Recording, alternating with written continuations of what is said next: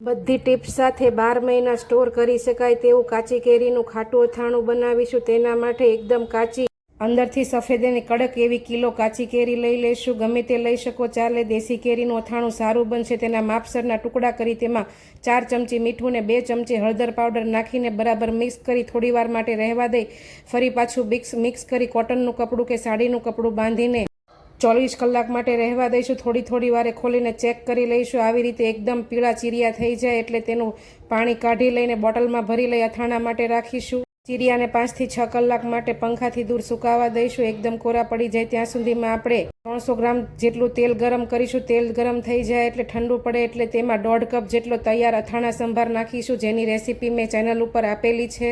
એકદમ સુકાઈને આવી રીતે કોરા પડી જાય એટલે અથાણામાં નાખીને બરાબર મિક્સ કરીશું। કાચની બોટલ બરાબર સાફ કરી તડકે સૂકવીને તેમાં અથાણું દબાવીને આવી રીતે ભરી લઈશું।